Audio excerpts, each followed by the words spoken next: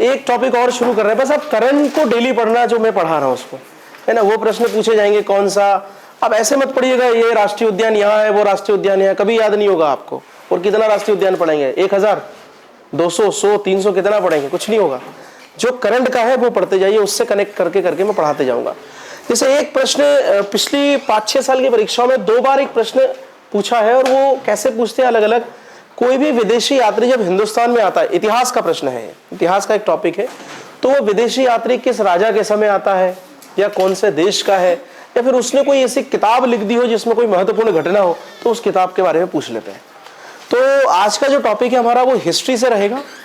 उसमें हम लोग डिस्कस करेंगे कुछ इंपॉर्टेंट ट्रेवलर्स यानी यात्रियों को जो हिंदुस्तान में इतिहास के अलग अलग शासनकाल में आए। ये एक टॉपिक ऐसा है जिसको आपको पूरा एक साथ ही पढ़ना पड़ेगा, इसको आप ब्रेक नहीं कर सकते। एंशिएंट इंडिया यानी प्राचीन भारत में, मिडिवल यानी मध्यकालीन में, और आधुनिक यानी मॉडर्न में कुछ इंपॉर्टेंट, सारे नहीं पढ़ने आपको, पर कम से कम 10-12 यात्री तो आपको पढ़ने पड़ेंगे। पहले कभी पढ़ा है ये टॉपिक, सुना है? अजी मैंने यात्रियों के बारे में क्या बात कर रहे हो, ऐसा है क्या? मैंने क्लास तो पिछले 4-5 दिन की ली थी। नहीं नहीं नहीं नहीं नहीं, ज्योग्राफी कंप्लीट नहीं, मैं कहूँगा टॉपिक वाइज चलूंगा। 15 टॉपिक पढ़ाऊंगा मैं टोटल। जैसे एक पढ़ाऊंगा मैं रिवर्स का, वो किसका पार्ट है, चलो। एक पढ़ाऊंगा मैं जितने भी इंपॉर्टेंट मूवमेंट ज्योग्राफी से एनवायरमेंट को लेके, वो किसका टॉपिक है। एक पढ़ाऊंगा इंपॉर्टेंट कन्वेंशन, जैसे अभी कोप 29 हुआ, तो कोप क्या है, क्योटो प्रोटोकॉल क्या है, मॉन्ट्रियल प्रोटोकॉल क्या है।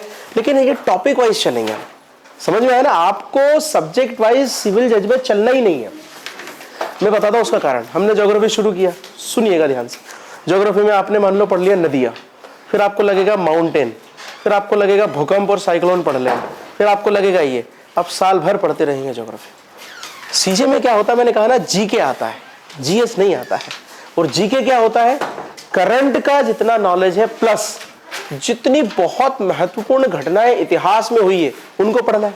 तो आपका सिलेबस ही वैसा है इंपॉर्टेंट वाला। जैसे एक आपको आता है इंपॉर्टेंट रेवोल्यूशन से, रेवोल्यूशन समझते हैं, क्रांतियां, जैसे हरित क्रांति, ग्रीन रेवोल्यूशन।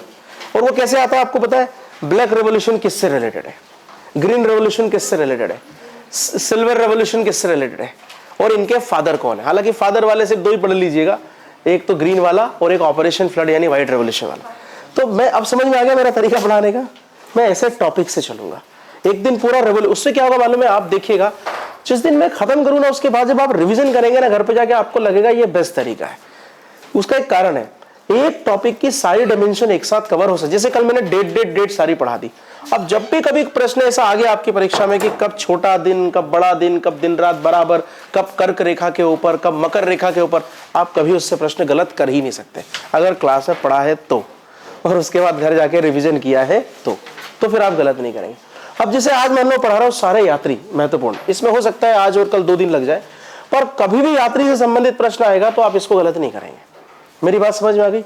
मध्य प्रदेश के बेसिक परिचय से कोई भी चिन्ह आ जाए, कोई भी उसके बारे में संबंधित, आप कभी गलत नहीं करेंगे। ऐसे ही एक दिन में पढ़ाऊंगा साइक्लोन के बारे में, एक लेक्चर सिर्फ चक्रवात में रहेगा। उसमें हाल ही में कौन से चक्रवात आए, कुछ बड़े चक्रवात जो पूछते हैं इतिहास के, चक्रवात का नाम किसने रखा है, इनका नामकरण, इनके ऊपर एक प्रश्न आता है।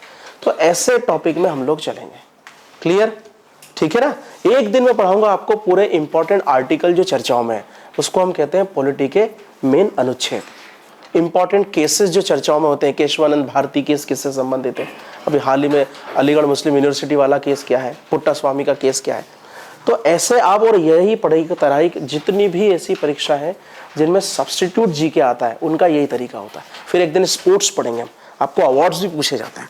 लॉन टेनिस में कौन जीता इस बार, शतरंज में कौन जीता इस बार, क्रिकेट में वर्ल्ड कप कौन जीता, वो स्पोर्ट्स का सेक्शन है। एक दिन रखेंगे हम पूरा का पूरा ओलंपिक पे, जिसमें ओलंपिक का थोड़ा सा इतिहास बताऊंगा, शुरू कहाँ से हुआ, आधुनिक ओलंपिक कौन सा है, भारत ने हिस्सा कब लेना शुरू किया, रिसेंट ओलंपिक में हम कौन कौन कितने मेडल लाए, मुख्य खिलाड़ी कौन है, कौन सा खिलाड़ी कौन से खेल से संबंधित है।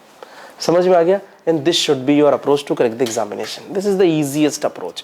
ये बेहतरीन अप्रोच है किसी भी परीक्षा को निकालने की, ऐसी परीक्षा जिसमें ये सब्स्टिट्यूट क्वेश्चन के लिए आता है। वहीं अगर आपको जीएस पूरा आपका सब्जेक्ट होता है ना, जैसे एमपीपीएससी यूपीएससी में होता है, तो फिर ऐसे नहीं पढ़ाते, फिर किसी और तरीके से पढ़ाते। ठीक है? अरे हाँ आप लोग रिस्पॉन्स बड़ा धीरे करते हैं। उसका एक कारण है, ऐसा तो नहीं कि सीजे में लॉ और ये जो आपके कॉन्ट्रैक्ट्स होते हैं ये ज्यादा पूछते हैं तो आप उन्हीं पे ध्यान देते हैं।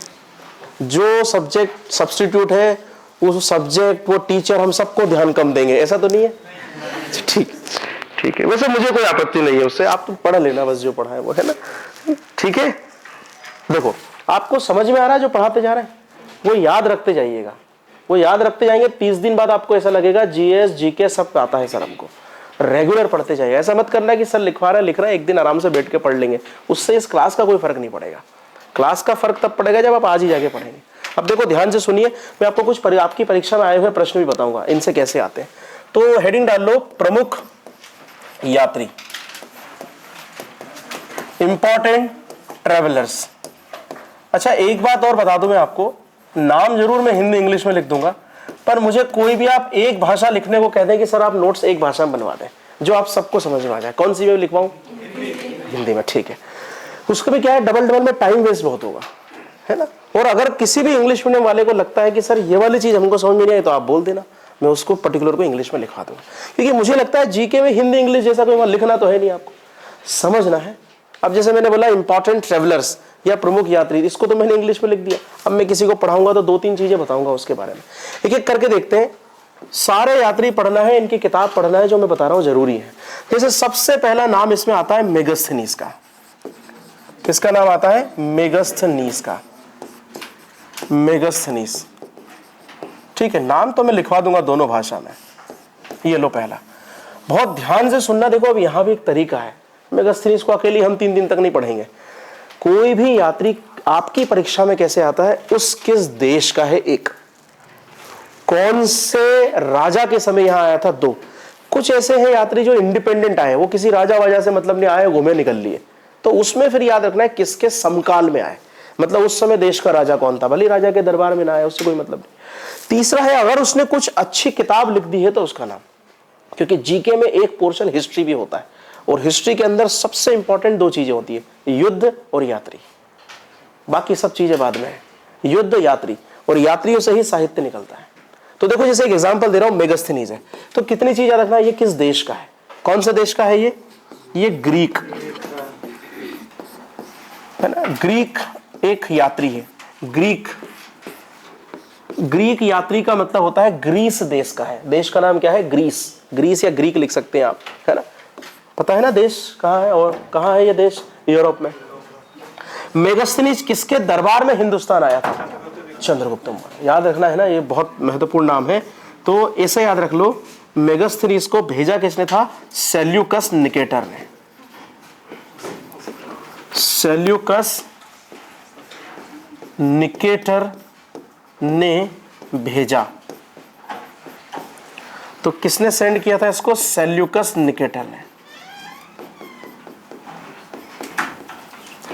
किसके यहां भेजा था इसको?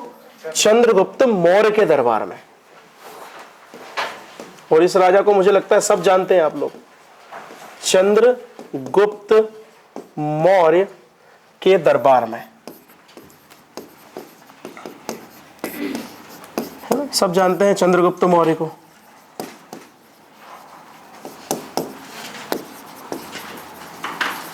इसने एक किताब लिखी थी और उस किताब का नाम है इंडिका। जो बुक लिखी, पता है आप लोगों को? ये तो क्या नाम है? इंडिका।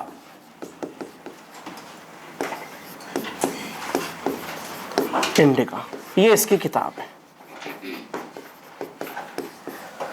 तो ऐसे याद रख लो, बहुत महत्वपूर्ण है। इतिहास में जो प्रमुख यात्री है उसमें सबसे इंपॉर्टेंट पहला यात्री कौन है? मेगास्थनीज। मेगास्थनीज को ग्रीक के, देखो एक बात बता दूं मैं, जितने भी यात्री हैं ना, इनके आने के पीछे सिर्फ 2 से 3 वजह होती है। 2 देशों के बीच में अच्छा रिश्ता बनाना, एक, है ना? कोई भी यात्री क्यों आता है? वहां का राजा भेजता है यहाँ के राजा को कि भैया